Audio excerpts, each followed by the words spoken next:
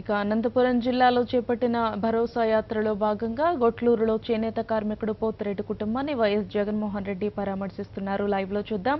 అక్కడ మా కరెస్పాండెంట్ సంజీవ్ రెడ్డి ఉన్నారు, మరింత సమాచారం అందిస్తారు. సంజీవ్ రెడ్డి చెప్పండి.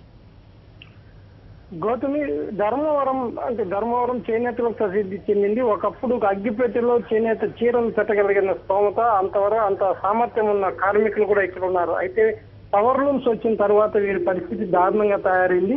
ఈ దశలో సుమారు ఈ 18 నెలల కాలంలో చూస్తే 22 మంది చేనేత కార్మికులు ఆత్మహత్యలు చేసుకోవడం జరిగింది. ఒక్కొక్కరు ఒక్కొక్క పరిస్థితి, వాళ్ళ కుటుంబ పరిస్థితి, వాళ్ళు అప్పులు చేసిన విధానం చూస్తే ఈ హ్యాండ్లూమ్స్ ఏమాత్రం ఉన్నాయో తెలుస్తుంది. ఇప్పుడు వైఎస్ జగన్మోహన్ రెడ్డి గొట్టూరు గ్రామంలోని బసిరెడ్డి గారి పోతిరెడ్డి కుటుంబంలో వాళ్ళ కుటుంబ సభ్యులు పరామర్శిస్తున్నారు. అరుణ అనే ఆయన భార్య, అలాగే 2 పిల్లలు సంతోష్, లిఖిత.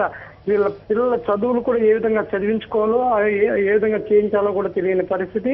కేవలం ఒక ఇల్లు కూడా లేని పరిస్థితిలో ఈ రోజు ఆ ఫ్యామిలీ ఉందని చెప్పవచ్చు.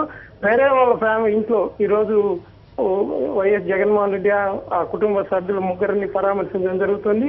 ఇదే విధంగా ధర్మవరం ప్రాంతంలో ఇటీవల కాలంలో ఇప్పటికీ దాదాపు 16 కుటుంబాలని జగన్మోహన్ రెడ్డి పరామర్శించడం జరిగింది. అయితే ఈ పరిస్థితి ఇక్కడ ధర్మవరంలో ఉన్న పరిస్థితి చూస్తే ఈ చేనేత పరిశ్రమ తిరిగి కోలుకుంటుందా అని కూడా ఆలోచన వ్యక్తమవుతోంది.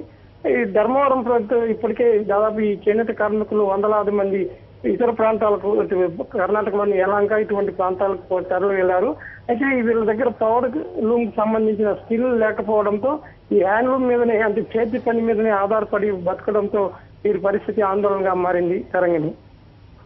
Thank you Sanjeev.